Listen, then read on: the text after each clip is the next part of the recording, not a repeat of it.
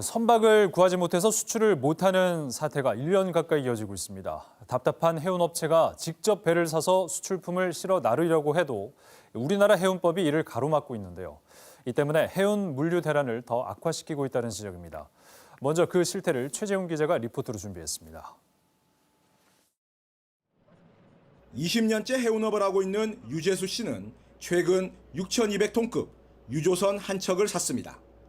이 선박으로 아스팔트 원료 등을 동아시아 지역에 수출하려 했지만 한국에서는 합법적으로 해운 사업을 할 수가 없습니다. 이 선박으로는 외항 운송 사업 면허가 나오지 않기 때문입니다. 우리나라 해운법은 외항 화물 운송 사업을 하려면 선박 총 톤수가 10,000톤 이상이어야 하고 자본금도 10억 원 이상 되어야 한다고 규정하고 있기 때문입니다. 제가 제 돈으로 선박을 구입을 했지만 현재 해운 면허 장벽이 워낙 높아서 외국의 법인을 만들어서 외국의 국적을 두고 선박을 운항을 하거나 아니면 한국에 있는 선사들에게 선박을 대여할 수밖에 없는 상황입니다. 중소선사들이 원천적으로 국내 해운 시장에 진입할 수 없게 법이 막고 있다 보니 국내 해운업체를 외국으로 쫓아내는 형국입니다. 배를 빌려 운항하는 용선업조차 안 됩니다. 10,000톤 이상 배를 소유하고 있지 않으면 용선업 자체가 불법이기 때문입니다. 러시아 블라디보스톡에 배를 용선을 해서 운송하는 사업을 계획을 했습니다만은 그 해운운송법상 진입 장벽이 상당히 높아서 그 부분을 포기하게 되었습니다. 선박 운임료는 폭등하고 수출업체는 배를 구하지 못해 물류 대란을 겪고 있는데도 한국해운법은 해운사업 진입을 여전히 가로막고 있습니다. KBS 뉴스 최재훈입니다. 네, 지난주에 정부가 부산 신항에서 해운업 재건 전략을 대대적으로 발표하기까지 했는데 해운법이 시장 장벽을 치고 있다는 게 참 아이러니합니다. 좀 더 자세한 내용 취재 기자와 함께 알아보겠습니다. 최재훈 기자 함께하겠습니다. 어서 오십시오. 네. 자, 해운법이 왜 이렇게 해운 시장 진입 장벽을 높게 치고 있는 그런 상황입니까? 네.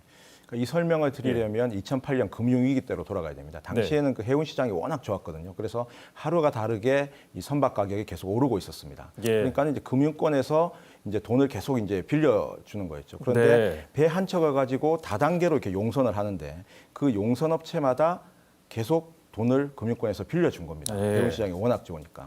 그런데 이제 2008년 금융위기가 이제 터졌지 않습니까? 그러니까 다단계 용선업체들이 줄도산을 하게 되고 폐해가 생기게 된 겁니다.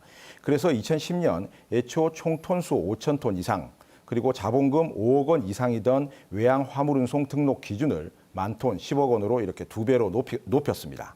해양수산부는 이 기준에 대해 그 해운업은 연관 산업이 많고 국가 경제에 미치는 영향도 크기 때문에 외항선 같은 경우는 적어도 10,000톤은 돼야지 안정적으로 사업을 운영할 수 있다고 이렇게 판단해서 이렇게 기준을 정했다. 이렇게 설명을 했습니다. 그러니까 해운업의 좀 안정적인 운영을 위해서 내실을 좀 다지기 위해서 이렇게 진입 장벽을 높여놓은 건데 그러면 지금은 왜 이게 문제가 되고 있는 거죠?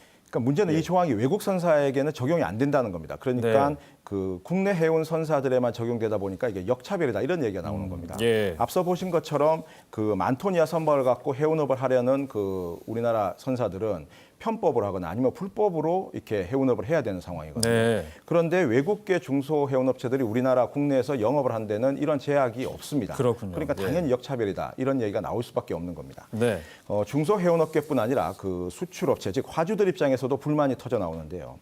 저희도 이제 예전에 보도해 드렸지만 수출업체들은 지금 배를 못 구해서 난리지 않습니까? 외국 해운업체들의 웃돈을 주고도 배를 구하기 어려운 실정인데 국내 중소 해운업체에게는 시장 진입을 못하게 하고 있으니까 불만일 수밖에 없는 겁니다. 그렇다면 이 같은 규제로 인해서 해운업계에 어느 정도 영향을 미쳤는지 좀 살펴볼 부분이 있습니다. 그러니까 규제 강화가 이루어진 이듬해 2011년부터 최근까지 그 우리나라 외항선의 그 주요 선박들의 그 선박 양을 한번 살펴봤습니다. 그 한국해양수산개발원, 그러니까 KMI가 그 해마다 해운 통계 요람을 이제 발표하고 있는데 여기를 보면 주요 선박의 척수가 줄어든 것이 나타납니다. 그래픽을 보시면서 제가 설명을 드리겠는데 그 벌크선은 2011년 국적선이 330척이었는데 2019년에는 243척으로 줄었습니다. 26%가량 줄어든 겁니다. 네. 일반 화물선도 182척에서 147척으로, 컨테이너선도 140척에서 132척으로 줄었습니다. 특히 그 한진해운 파산 이후에 정부가 HMM 등 대형 선사 위주로 지원하면서 해운업 생태계가 그 대형 해운사 위주로 조성되고 있다는 비판이 나오고 있습니다. 이 때문에 해운업 생태계를 복원하기 위해서는 시장 진입 장벽을 낮춰서 중소선사를 육성해야 한다는 지적이 있습니다. 네. 그 한국해양대학교 김기수 교수는 저희와의 인터뷰에서 지금의 해운 상황하고는 완전히 극과 극의 다른 상황에서 만들어진 기준이기 때문에 해운 시장 상황에 맞게 미래지향적으로 기준을 개정해야 될 필요가 있다 이렇게 말했습니다. 예. 사실 이 등록 기준을 정확히 말씀드리면 이제 해운법 시행규칙 즉 해안수산부 장관령입니다. 그러니까 정부가 정하기 나름인데요. 그렇네요. 예. 정부는 그 지난주 부산 신항에서 대통령까지 참석해서 그 해운 재건을 위한 그 다양한 지원 전략을 발표했는데요. 하지만 해운업 현장에서는 지원도 좋다. 그런데 사업을 할 수 있게 정부 규제부터 풀어달라. 이런 목소리가 이제 나오고 있습니다. 네, 해운업을 지키기 위해 했던 규제가 지금은 위축을 불러온 건데 환경 변화에 빨리 좀 대응을 해야 될 것 같습니다. 네, 그렇습니다. 최지용 기자 잘 들었습니다. 고맙습니다. 네.